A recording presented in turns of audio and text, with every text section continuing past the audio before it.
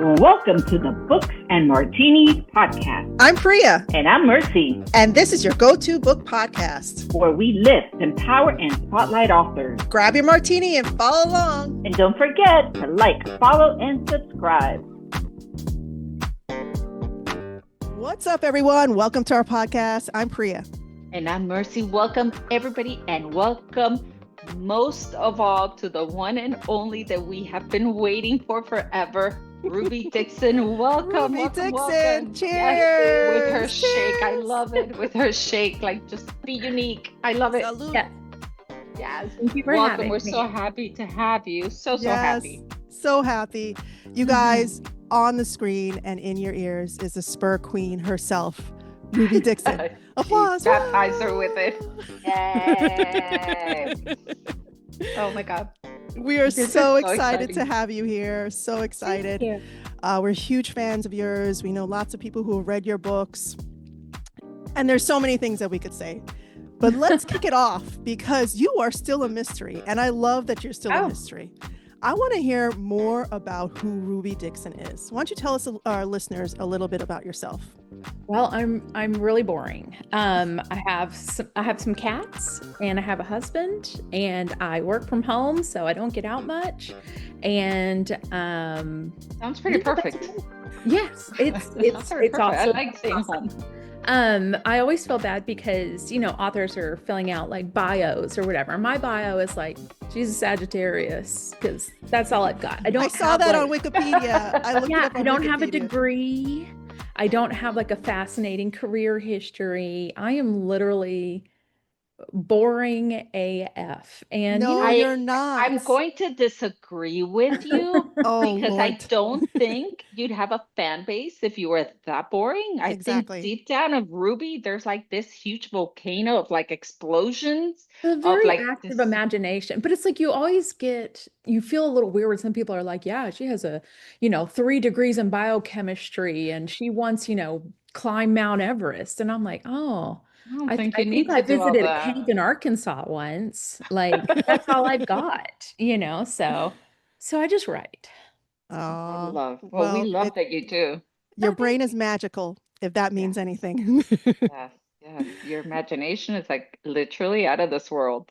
Yes, So yes. super See what you excited. did there. Oh, you saw that, huh? So tell us where your journey. Sorry, Priya. No, see, Where we're did talking your over each other journey again. start? Go ahead. Well, I've been writing for a very long time. I always think that my journey started when I was a kid. Um, I I loved reading when I've always loved reading. And I think I was diagnosed with scoliosis at age 5. And that is very, very young. So I had to wear a body brace at all times.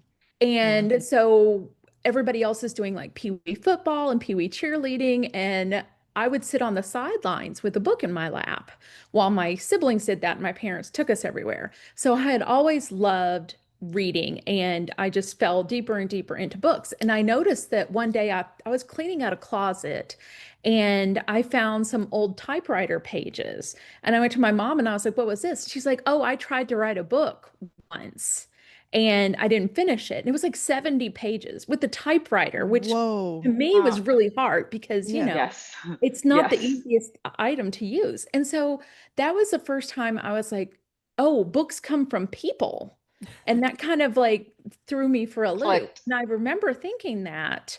And so years later, I was stuck in a boring job and I was thinking like, I hated my job and I was like, but I was stuck there because it paid well. And I was like, what do I do with my life? I either need to go back to college. I think I had like 3 college hours because I did like community college for a semester before, fooling around and doing nothing for gap years, in your 20s, because you don't know what you want to do. And Exactly. and I was like, well, maybe I'll go back and get a degree in like accounting or something like that. And I was trying to figure out how many nights at night school it would take for me to do because I would need to keep my day job. And I was like, oh, wow, like 6 years of night school or something ridiculous. And I had just watched a movie on TV and it had a terrible ending. And I was like, Well, no, I could probably write a book. Maybe I could write a book, and that's what I could do. And With a so, better ending. yes, with a better ending. I could write a better ending than that. And so I tried to write a book, and it took me like 2 years to write the first one. And I was like, oh, I did it. This was a terrible book. Let's put it aside and write something else. And How so I old were wrote you then? another, ah, 25-ish, maybe 26, Okay. 27. Okay. Yeah. And so I kept writing, and I kept putting manuscripts in the trunk, as we say, because I didn't like the way they turned out or didn't turn out right. Still struggling with like the craft itself. And I want to say it took me like 3 or 4 years and like 6 or 7 manuscripts before I got an agent. And I got an agent, and then it took like another 3 or 4 years to sell a book. And then I was trad for a while, and under a different name. Okay. And I did okay with that, but I got kind of burnt out. And Amazon unveiled Kindle Unlimited. And I was like, oh, I love the idea of having like a Netflix for books. Mhm. And I had some trad books, and I was like, well, I'll come up with a new name for this. That way, if you see the name Ruby Dixon, which I pulled out of a hat, So I was wait, like, it's not your real name? it is not. It is Oh, not even close to it. wow. So, yeah, I think it came up because I was talking with friends. We were all going to do Kindle Unlimited, and my friend was like, I'm going to be Ella Good because Ella Good is hella good. I was like, that's great. I'm going to be Ruby Dixon 'cause Ruby Dixon from from the Fifth Element, where Ruby Rod was in that. I Yeah. was like, I love that. So we were just, riffing, and a friend of mine was like, I'm gonna be Katie Wild because Katie is wild. So it was just silly names. And Okay. and I know, and now I'm Ruby I Dixon. love that. So I came up with that, and I was like, I'm gonna write for Kindle Unlimited. And so if you see Ruby Dixon, you know it's Kindle Unlimited. And it felt like really freeing because you could write whatever you want. And it was literally just about the books. Like you didn't Mm. have to be like, oh, hi, I'm Ruby Dixon. I'm a, Sagittarius. I like long walks on the beach. And it was Right. just, you could just make it about writing. It was like, this is what I'm working on. This is what just came out. Please enjoy. And for the longest time, that's all that it was. And then I started out Which writing. was your which was your first Ruby Dixon book? It was called Off Limits, and it was about bikers. Okay. Oh, And I have never seen that okay. anywhere. It was short. We were going to initially do, me and some friends, we were going to do novellas for Kindle Unlimited. And it was going to Okay. be, I would write a novella and it would release one week. And we were working in advance. When I say we were releasing one a week, we were working months in advance. And so I would release a novella one week, and then Ella Good would release a novella the next week. And then Oh my Katie good. Wild would release a novella the next week. And then it would go Love it. back to me. This was so much work. We did not keep up with it. But that was the initial idea. And we were all going to do bikers. And so we were like, well, maybe they all know each other. They all live in the same biker world. And mine was menage bikers, like you do. And Okay. so they were in a tag team sort of gang where like they would be two guys and one girl. And so it was called Off Limits. And I hit a wall pretty fast with bikers. I think we did this for like a year, and then I was like, I've got nothing else. I don't have anything else in the tank. I Fast like that. forward. I've got nothing. Yeah, and I kind of wrote myself into a hole, so to speak, with bikers because my whole shtick was like it was male, female, male, and I was like, they've done everything at this point. You can't bring Hmm. anything new to the story. Yep. So, I sat back, and I was kind of burnt out with what I was working on for New York too. And I was like, I just need to write something crazy and off the walls for me.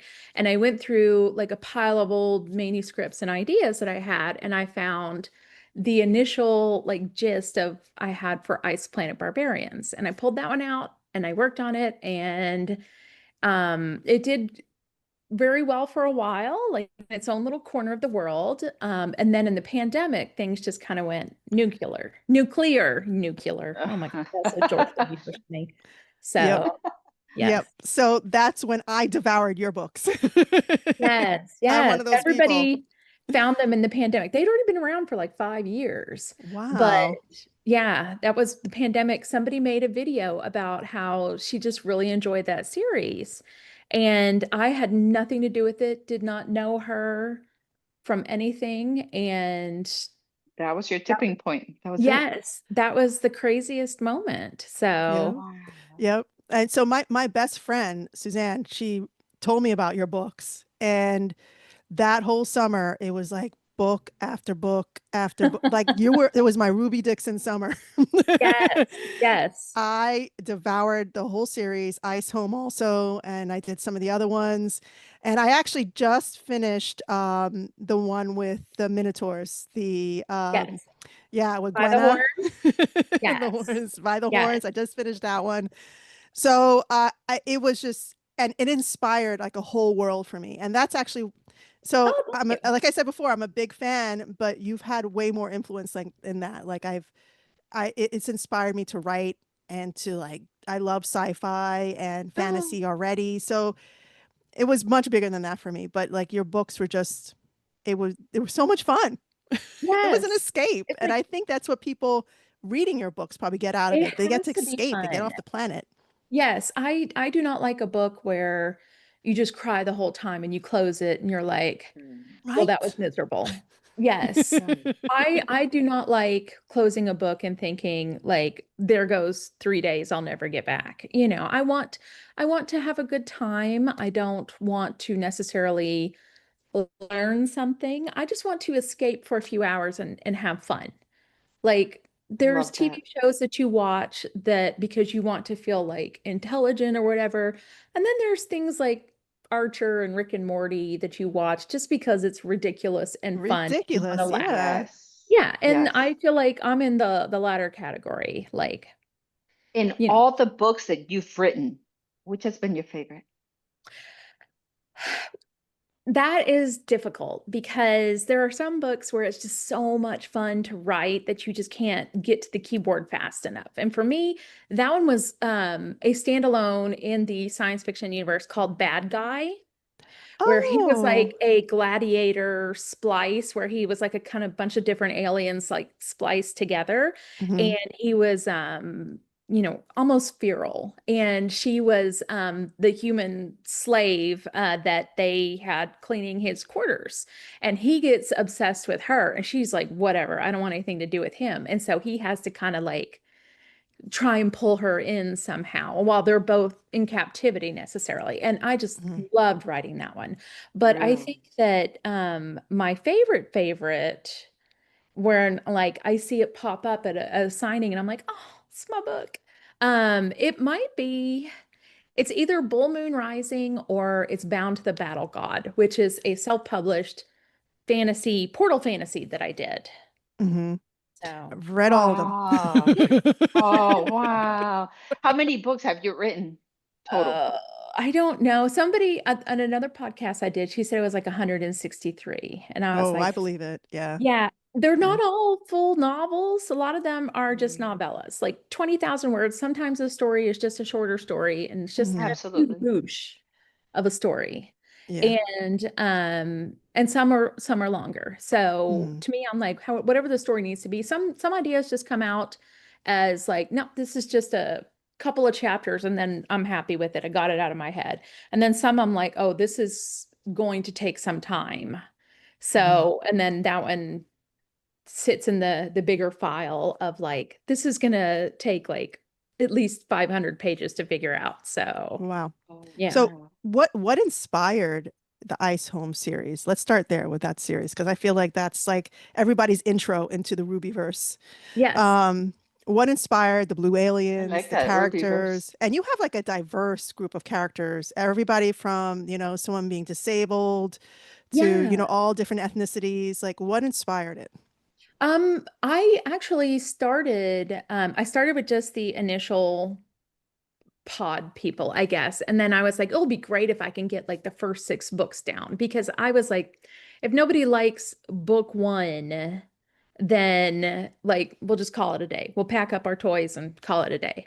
But everybody liked it. And so I kept writing. So then I was like, okay, well, if I get to Josie's book, which is book 6, then I'll be happy. And then I got to Josie's book and I was like, well, maybe I'll go in and do some other people. So then I did like some of the tribes people. And if I get to Farley's book, then that'll be great. And then I got to Farley's book and I was like, oh my God, everybody still wants more. I don't have any more people here. So Farley's book also kind of forced me to think of the bigger alien universe, like where did they come from? And so I started to build out on that and it was a lot of fun. And so I was like, let's drop some more people here. This makes sense in the environment that I built. And as I did keep going through, I was getting people that were messaging me saying like, oh, I loved that, you wrote Tiffany's book because she was a Black girl and nobody ever included Black girls in this. And I was like, oh, I was And she very had the into that. dragon god, I think. She had the dragon guy, the fiery guy, right? That was the second series, Ice Home. Oh, Ice Home. Oh, yes. Sorry. That's Getting okay. my verses mixed up. I'm so hurt you don't have it all completely memorized. No. Jeez, Priya. Get it right, Priya. No, and I would have people write me, and I wrote Lila's story because she's the one with hearing loss, where she would wear cochlear implants, and they were taken from her. And I initially came up with her idea because I was like, oh man, it would be so difficult to have no hearing on a primitive planet. How do you handle that? And I kind of was like, let's see what happens. And I got so many people saying positive things about a character with hearing loss. And I was actually just going through getting hearing aids myself. Oh, So, wow. Oh, look at that. Okay. so I was like, I had always struggled with some hearing, but it's been much worse as I've gotten older. And so I thought, well, I've done a character with hearing loss. I've done a couple of characters that are more diverse. And every time everybody's like, thank you for including somebody that looks like me in the story. Maddie is a plus size character. And I was like, well, I can love write that. Maddie. I love Maddie and Penny. I think Penny was plus size Yes, too. Penny Like is both plus of size them. too. I love both of them. And so I started to branch out a bit more. And so I was able to say, okay, this time when I include people, I'm going to include like Debbie, who is Indian, or Ariana has anxiety. And I was like, I was able to pull in a couple of different things that I wanted to see play out. And I did not always do things correctly. A lot of it's been a learning experience. And I remember when I came out with Callie's book, and Callie was Mexican American. And somebody was like, you know what? You said she's part Cuban, part Mexican, and you got all of this wrong. And I was like, oh shit. I was like, what did I do wrong? She was like, well, let me tell you all these things that you got wrong. And I really appreciated that because she cared enough to say, hey, I realize you were trying, but you did this wrong. And so ever since that point on, I have gotten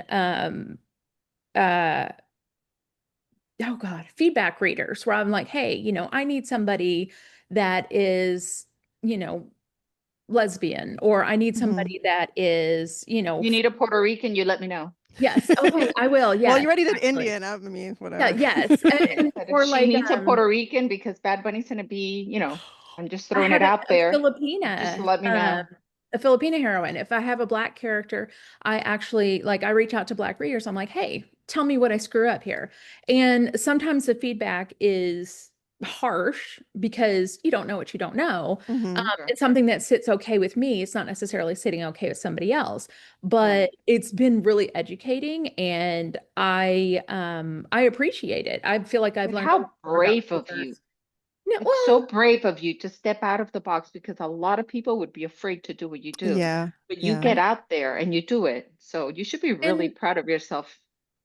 It's just, I feel like it's safer to do it in an alien story environment because they're not on Earth. They don't have the same set of issues, but rules. At the same time, I feel like it makes it a little bit more palatable for readers that wouldn't normally read a Black heroine to be like, oh, well, everybody's in space. I can read about heroine.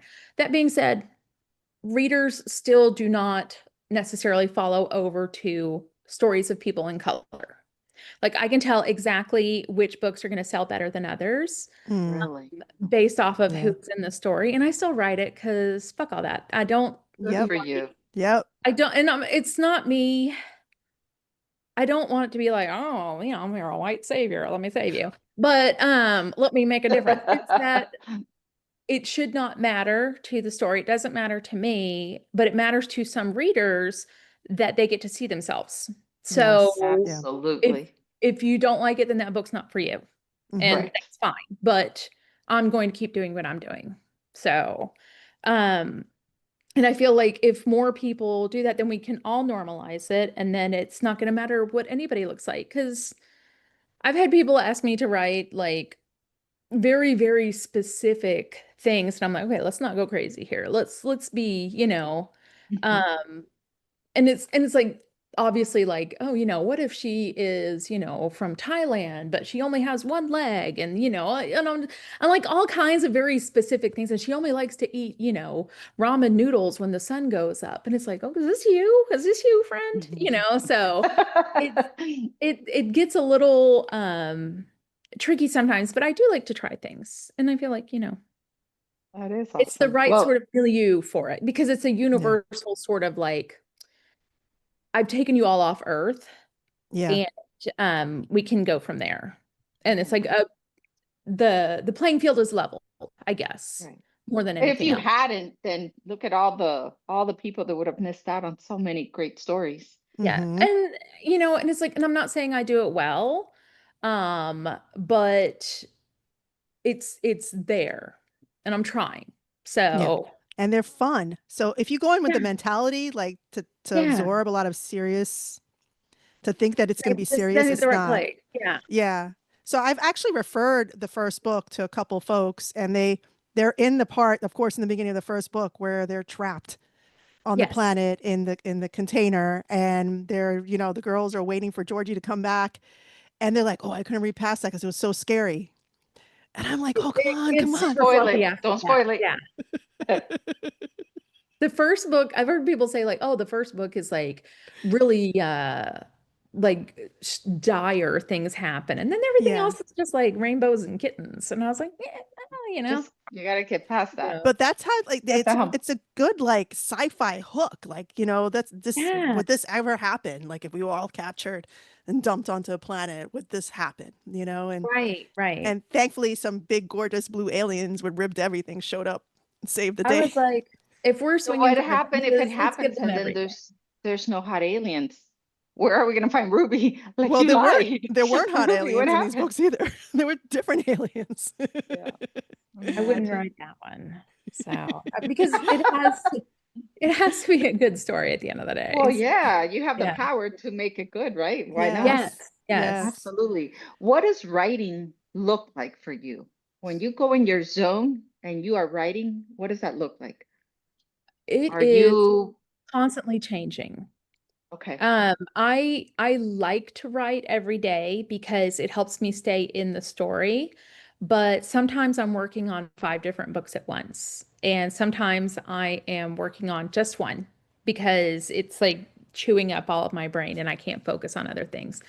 Um, I prefer to sit down at the computer and just like stream of consciousness write. That being said, I feel like lately it hasn't been as easy because I'm constantly like picking up my phone and looking at the news and you know just it's harder to get in the zone. So I'm trying to train myself to get back to writing more words a day. And so I might start up like I started a serial story during the pandemic because I was like everything was so terrible online. I wanted something that would make me happy to open the computer. And so for me, it was posting an original story, a lot like fanfic, where like you post a chapter and then you see what everybody says and then you write another chapter or whatever. And so I was doing that during the pandemic, and that was how I wrote one of the really long Riziver stories called When She Purrs.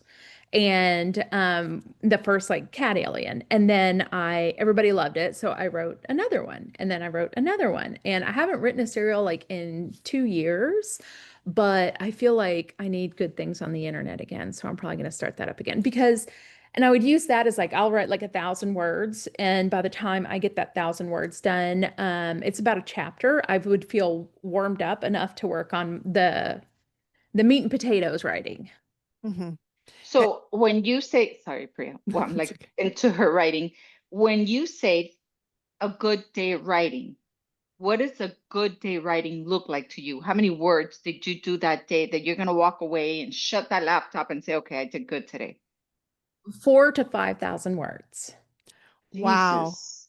But this is, Wow. and Wow. I say that, let me preface this by saying I've been writing for like 20 years. And so you can work up to, you learn what works for you and you can work up to being faster. But this is also my day job and I don't Mm. have kids. So if Yeah. and this is also like work is also hobby. Right. So if I sit and pick at something like off and on all day for like 14 hours, then, Mm. I have more time in the day than necessarily other people. Yeah. So that 5K or whatever, I haven't written 5K in a while, but that's my ideal day. That So would be a great day. Hmm. yeah. And Yeah. I know Great that day. we have other authors that say, what we had Ron Felber, one of our Mhm. first authors. He wrote the book on the true story of The Exorcist. So his books are Okay. phenomenal. Mm. And they're all based on true stories that are kind of gory or supernatural, but they actually happen and there's documentation of them and all this stuff. Anyhow, he would tell us that his day would start, he had to wake up like at 4:30 and at 5 be in front of the computer because that's when he was the most creative. If he didn't do it before he went to work, it just didn't work for him the rest of the day. Do you Yeah. find that you have a time of the day where it works better for you or? I do find that if I get started early, then I tend to be more productive because if I'm putting it off, like, oh, I'm going to start working after, XYZ, after I have a doctor's appointment at noon or whatever, then half the day's already gone and you're mentally like, oh, well, I can't get as much done today. So I'm just going to, put it off a bit longer. And then the next thing you know, it's like 7 o'clock at night and you've written like 2 pages. So I do think if you start right away, you do get more done, but that also depends on your Clifton strengths, which is how you work. I don't know if you've ever heard of this. It's Okay, really What I've is big with never it? a heard lot of of that. writers right now. Okay, so it's called Clifton Strengths. And what you do is you take this little test, and they charge you like $50 for the test, which I don't love, but tax write-off. Um, and Clifton, and it Clifton, tells you Clifton, what is it called? Clifton Uh-huh. strengths, like, Okay, strength. the strengths. And Okay. it tells you what your personality is like. What are the most dominant parts of your personality and how you Oh. can work with those. And there is a really fantastic author coach called Becca Syme, Mhm. and her last Okay. name is Syme. And she talks all about on her Patreon, which you can join for just like $1 a month, how these strengths work with different people. And so my number Okay. one strength is empathy, which means that I'm really good at putting myself into the character's shoes. One of my top 5 strengths is achievement, and another one is consistency. So for me, it's really important to get in there and hit those goals and do that every single day. Whereas some people, consistency might be like one of their last ranked goals. So it's not good for them to try and force themselves to sit in front of the computer every day because they don't Mhm. necessarily do their best work like that. So I think that test helps you figure out how your brain works a bit more. And like one of my very last items was woo. And what woo is like how well do you work a room? How good are you at going up to strangers and just starting a conversation? And that was like dead last for me because I'm terrible. But it's also why at signings it takes so much out of me. Like I can, be You're at my desk. drained. Yes, and I'll do the signing and I'm great. And then I go home and then I'm like, I need a week just to mentally recover from this because I feel like I've used up all of my brain power for the month. Mm. So but that helps you kind of figure out why you are the way you are and how you can lean into it. So Clifton Strengths, very highly recommended. I know tons of authors Excellent. talk about it and compare, like, this is why I work the way I do. So Mhm. Oh, yeah. I love that. And writers that are listening to you that are like on cloud nine right now, super inspired. Um, a lot of different authors recommend books that help them at one point. One of the ones that we get Yes. as a repeat is Save the Cat. Save the A Cat. lot of Uh-huh. a lot of people Love talk that about book. that. Is there a book that you found was inspiring for you as a writer that you would recommend to other aspiring writers? So if you just want to read about somebody else that is a writer that did it on their own terms, Stephen King's On Writing is fantastic. However, if you want nuts and bolts, there is a book called 2K to 10K. Mhm. And Okay. that is an author, and oh my gosh, I forgot her name. I'll have to look it up. It's 2K to 10K.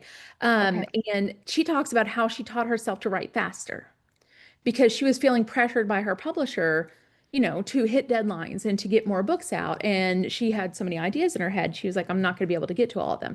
So she talked about her method of speeding up her writing process. And so she was able to go from like 2,000 words a day comfortably up to 10,000 words a day comfortably. Wow. Yes. And I have had 10,000 word days. Well, It's you've had hard. 5,000. That's plenty. Yes. But it's like you figure out what works for you. And a lot of it's planning ahead and staying in the zone and things like that. But 2K to 10K, I really recommend if you're like, I'm writing too slow, how do I improve this process? And Mhm. I think it is a fantastic book. Love it. Excellent. Thank Love you. it. Thank you. And what has been like a high and low of your I whole was writing just going to ask you the process? same Yeah. thing. What's been, yeah, your highest high as an I author? mean, you've been doing this for a long time. So, I mean, there might be Yes, multiple yes. things, but like Um, anything that stands out, like as a high there and as a are low. a couple. One I can't talk about yet. I did hit number one in the entire Kindle Unlimited or Kindle store with Ice Planet Barbarians during the pandemic. And it was there Yeah. for like 3 days. And I want to say there were like 10 or 11 other books in the Ice Planet series that were in the top 100 at the same time. Wow. So you would Wow. go down the list and it's like Ruby, Ruby, Ruby, Ruby, Ruby. And that was the coolest to me because like people were Sure. not only reading the first one, they were going on We were devouring it. else. We, Yes. Priya was there.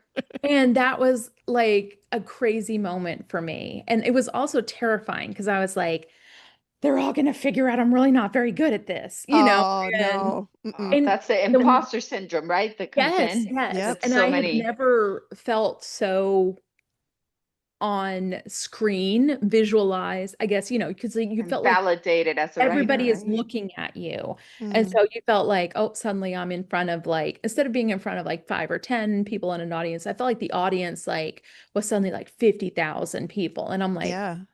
it was Wow. terrifying to me. Because I was like, what's going to happen? Is this, how is this? Am I suddenly going to be hit with 1 star reviews and it's going to tank my book or whatever? But reviews don't necessarily tank your book unless it's like you only have 2 and they're both 1 star. Mhm. But Right. I like to think that like my reviews have really gone downhill the more people that try my book because some people are like, this was not for me at all. And some people are like, well, I had no idea I was going to be into blue aliens. So to me, it's broadening your audience. You're casting a Right. wider net. So the lower your score gets, it just means your net has gone to a wider group. Yeah. Correct. And then now your Correct. books are also in stores. Yes, So yes. you could That was walk into another. Target. Yeah. Go Yeah, ahead. that was another cool moment is seeing a Ruby Dixon book in Target. Bull Moon Rising was my first hardback. It's my first like I want to say, well, no, I think it was in Target, but it was like it was picked by like Indie Next and it hit the New York Times. And so that was just like a really amazing moment. So that was a cool moment too. What has been a low point for you, Um, and how did you get out of it? Like, how did you get yourself out well, of that? my account was canceled by Amazon for like 24 hours once, right after I published Sam's Secret. I think something in the Kindle system flagged it as like a copyright or a trademark error because they just shut down my whole account on a Sunday afternoon. And they're like, sorry, your account's been terminated. And I was like, oh my God, what the hell do I Did do your now? heart drop? Oh my Yes. God. And so I was like, well, I haven't done anything. I haven't tried to skate around their rules. This has to be a Right. mistake. And that's Right. me just hoping for the best. Yeah. So I was like, okay, we're not going to panic. We'll call somebody on Monday and we're going to get this figured out. And Did you sleep that night? no. But the interesting thing that happened is I went online and I was like, hey guys, I don't know what's going on, but my whole account got pulled down. I'm hoping, we'll get things figured out. So many people went on social media and started tagging Amazon, and they were like, Amazon, Ruby Dixon is the reason why I have Kindle Unlimited. You need to fix this. Good. And Wow. that Yeah, was like, cheerleaders. yes, like so Oh, many people had my back. And that was there's a just like, high. yes, so it wasn't really anything I did other than like, be victimized by Amazon, but it was Right. just like a really cool moment of seeing like, even if things shit the bed with Amazon, I've still Right. got fans, I've still got people, that want to hear my stories. And that was a really awesome moment for me. Yeah. And it's those shitty times that sometimes elevate you even higher, Yeah. right? Because had that not happened, maybe you wouldn't have realized how many people really did have Kindle Unlimited because of you. Yes. Yep. So Yes. yeah, And it there's also always made a me think, okay, I can't put all my eggs in the Kindle basket. And yes. so I started to reach out to New York publishers a bit more and be like, okay, let's grow sideways. So even if Ruby Dixon gets killed off of Amazon, can I be in bookstores? Can I be on She'll audio? live on. Can I be, yes, I want to have multiple streams. I still want to keep Kindle Unlimited because, you dance with the one that brought you. And Right. Amazon has been really great to me, but I'm always aware that, I'm playing on their platform. Exactly. So, I'm gonna keep my stuff in Kindle Unlimited, but I have an eye on things and like I'm gonna make sure Ruby is okay. I see things coming. Yes, yes. And Amazon is looking out for Amazon. So Yeah. Of course. it's Yeah. Of it's course. That's most businesses do, right? yes, it's It is what corporate it is. stuff. If you've ever worked for a big corporation, Mhm. the left hand is not talking to the right. There's gonna be seven Yeah. meetings, Right. smallest things, and yeah. Yes. And nothing gets done. Yes, yes. So yeah. Well, So I also to want to, oh, go ahead, maybe it Mia. might be the same question again. I know.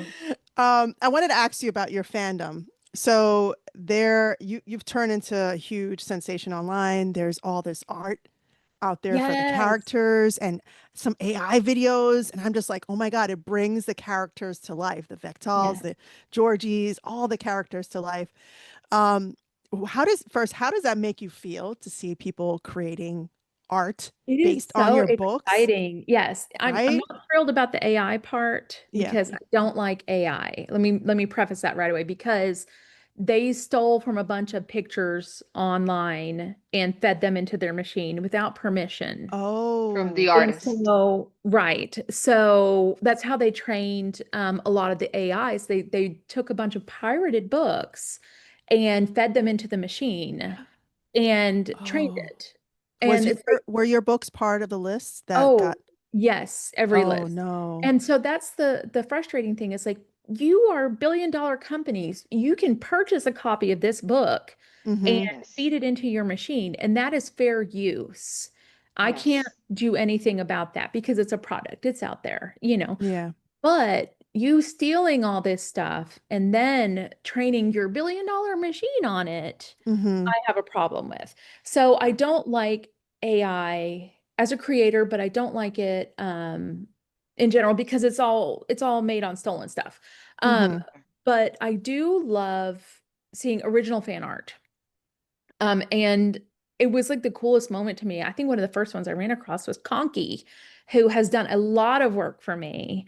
And Conky had done a couple of drawings of the blue aliens. And I was like, this is amazing. Can you do some more for me? And Conky said yes. And so I commissioned them to do some stuff. And then other people would do Ice Planet pieces. And I'd be like, that's awesome. And then I'd DM them, I'm like, can you do me a piece? And the fan art and commissioned art has really turned into a huge part of the book community. And Mm-hmm. I love that. I think it's worked on me. I know one reason I got into ACOTAR was because I kept seeing beautiful art popping up. And I was like, what is this book? You know, it looks very princessy and fantasy. And I'm like, tell me more. And so I think it's a fantastic tool. I like seeing people's interpretations, even if it's not 100% what I had in my head. I like seeing their interpretation because it's what they picture when they're reading. Love it. And so now that, I mean, there's so much. There's so many questions we can ask you. We have to actually wrap up soon. I keep you here all day. ramble. Yeah. I'm sorry. So No. let's talk about what's next. Really So, interesting. you know, I just told you I read By the Horns. I know Yes. there's another book that just came out, and you have more coming. They're just like nonstop. Tell us about what's coming next for you. I do enjoy writing, so there's always something in the pipeline. So By the Horns is a hardback that just came out from Berkeley, Penguin Berkeley Ace. It's the Ace line, but they're all Penguin. And it came out in hardback in September.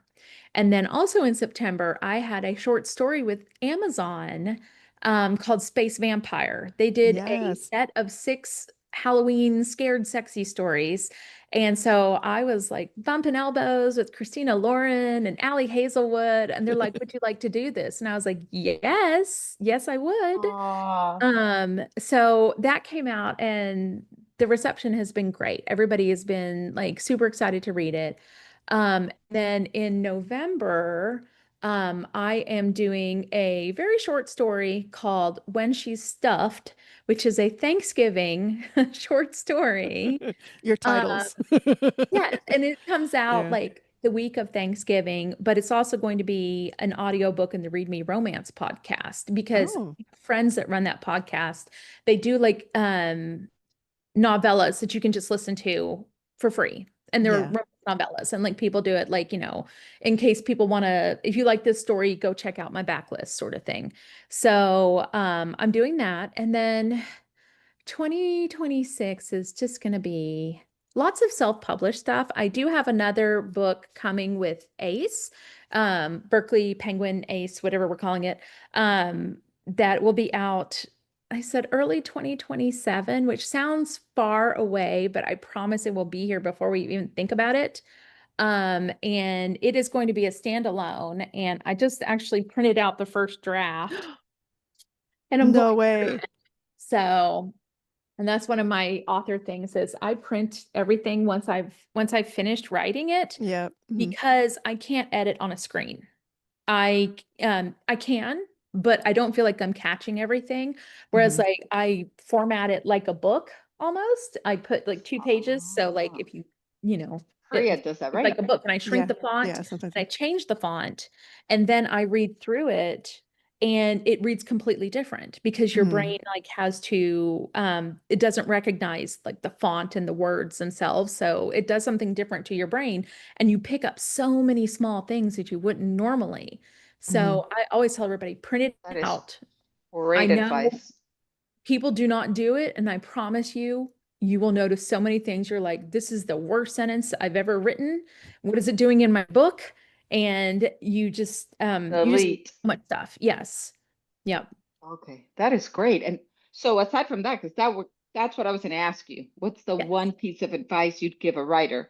Okay. That was fantastic. So much advice. But that is a big one for me. What advice would you give writers? Well, I definitely would say find what works for you with your particular Clifton strengths. With your strengths. Right. Yes. If you are a consistency person, write every day, even if it's just 1 page, you know, figure out what keeps you going in your story. I always think of writing a book as like, what do they say? Eating an elephant. How do you eat an elephant 1 bite at a time? Right. You write 100 words a day. At the end of a month, you will have 3,000 words. Right. You know, if you write 1,000 words a day, at the end of a month, you will have 30,000 words. As a third of a book, you know, and you just take it a little bit at a time and you keep going. You have to finish the first book to, I guess, you get that dopamine rush and realize, oh, I can do it.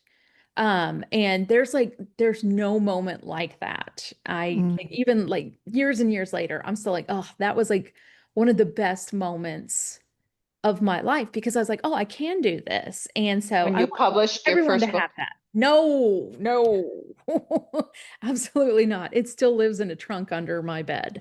Oh, Oh, so when will we see that?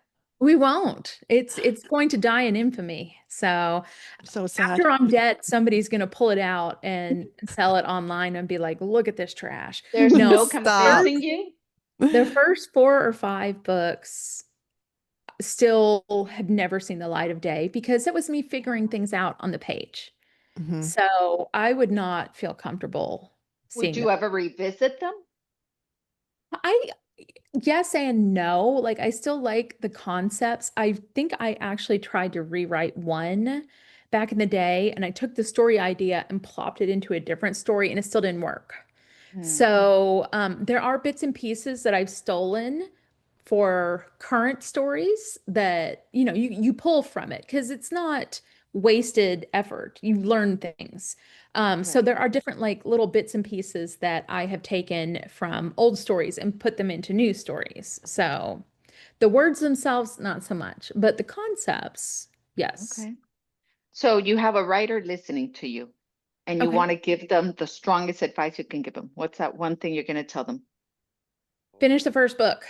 Forward, not fetal. That's what a friend of mine always says. What does that mean? That Forward, Ooh. not means fetal. don't curl up in a ball and give up when things get hard. Mm. It is going to get hard in the middle. The middle is always the worst. You've got to keep going and push through. If it feels like homework, keep doing it, keep going, finish that first book Finish the because book. you don't know until you get to the end of that book what it's like to actually write a novel. I know some people, I've gone to writers' meetings where people write the first 3 chapters over and over and over again. Stop that. Don't do it. Slap your They hand. don't leave that. No, it's never going to be right the first time you write it down. I have to go back and go over things. And I'm like, it doesn't have to be pretty. It just has to be on the page. That way I Mhm. can fix it later. But you can't fix if there's nothing What you there. haven't written. Absolutely. Yep. So get it down, make it pretty later. You can take as many drafts as you need to, but you have to get that first draft done. And what draft do you say, that's it, I'm not going to do this anymore? At what draft? Because I There's not did a have a, specific draft. It's like, do I want to vomit if I look at this book one more time? If the answer is yes, I That's the think it's answer. ready. So Yep. if Okay, there's Yep. still that'll things where do I'm it. like, oh, I need to fix this, I need to do this, I need to rewrite this scene. If it's still turning in my head, it's not done. Okay. If I'm like, oh dear God, I I have want to to see read this that again. book again, then it's done, for better or for worse. Right, exactly. Yes. Oh, that's a great answer. Yes, I did. I had somebody that had told me the same thing. They said you have to stop at one point because a lot of people will never publish a book or send it to be Mhm. published because they keep going back to fix it and fix Yes. it. And every single day is going to be a brand new perspective. And every day you're going to feel Yes. differently. So today, if you're sad, you're going to want a different ending. And tomorrow you're happy and you're going to change it. Yes. So at one point, you just got to let it go. So that And was great. I don't even listen to like my audio because I hear things, I hear sentences I could have rewritten. I hear choices that I made that I'm like, oh, why did I do that? That is just beating yourself up over something That's that's already life. completed. Yes. Right. So let it go. Be like Elsa, let it go. Let It it belongs to go. the universe now. Well, I okay, love so it. I do have to ask you about the audio. So your Yes. actors that you have there, and they have accents. Was that No intentional clue. No clue. Nope. Oh, A lot of the time they do not ask me. They're just like, okay, thanks for the audio. We'll put it up and let you know what happens. There is one team that I work with, Aaron Moon, and I forget the gentleman's name, but I want to say they work on the Ice Home Mhm. novels. And they're like, okay, can you pronounce this word for me? And I'm like, no, because it is a written word. Use your best judgment. And oh, because to me, the audio is very different than the written medium. Yeah. So, like a word that looks good on the page, it's not necessarily going to be it might not something that sound you right. pronounce 500 times in a novel when you're reading it out. So I'm like, if you Yeah. pronounce it slightly differently, that's totally fine. I'm fine with that. I think there are different pronunciations between Ice Home and Ice Planet And I'm like, that's cool. That's their interpretation. That's great. I don't care. So Leave it to the imagination of the reader. Yeah. Yes. I love how that. you're like, nope, Yeah. I'm not part of that. I think Just do somebody it. said Georgie had an accent at some point. I'm like, that's Yeah, great. she did. She Anything had about a little Don't know country anything about accent. it. Yep. Good for her. All from Florida. And then So, all yeah. the aliens had like different accents. Well, not they were slightly variated, but different accents. And Yeah. Nope. They don't ask for feedback at all. I think the only feedback I've ever gotten, or somebody asked me about an accent and they were like, my usual advice is like, if they do ask, I'm like, just make it conversational, because I don't like an audiobook where they talk really slowly. I'm like, no, don't do that. That drives me Mhm. nuts. So the only advice that I've ever given them was that they asked about on Bull Moon Rising. They were like, should we give Gwenna a Cockney accent because she is the maid compared to Aspeth, who is the more refined Refined. ladylike one? And I was like, absolutely not, because she is going to be the heroine of book 2, and nobody is going to want to listen to 10 hours of oi guvna, found himself a minotaur. She was perfect. So, Gwenna's voice was yes, perfect. Yeah. yes, I was like, don't do that. And other than that, yeah. And then Raptor's voice was perfect. I've Like the guy's heard voice the makes narrator. the book, especially I your have books. heard that. So I Yeah. will never know for myself. How But I have many heard. character names must you have in your brain? How do you keep track? Oh my I God. don't. No, there is an A Ice lot Planet of Wiki. characters. I do look at that and I'm like, have I used this name? Okay. So, but yeah, no. A lot of the time, sometimes I'll take to Okay. Facebook and I'm like, have I used the name Pearl before? Have I used Pearl, guys? And somebody's like, yes, you have. And it was on book so and so. I'm like, crap. Okay, thanks. So You have your own encyclopedia out there, your the fans. fans know more than I do, because it doesn't stay in here. Yeah. I'm rewriting when I'm working on another Ice Planet book. I have to go back and like reread everything Mhm. to get my brain back in that zone. But yeah, it all disappears the moment the book Yeah, I is mean, over. it's a lot. Sure. Yeah, it is a lot. It Yeah. is. It is. Wow.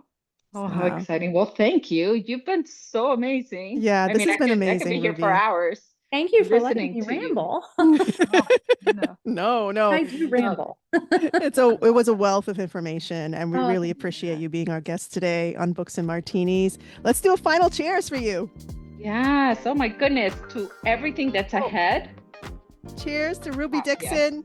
Yes, Ruby. To To your everything that. success. Yes, and to what's coming in 2027 and 2026.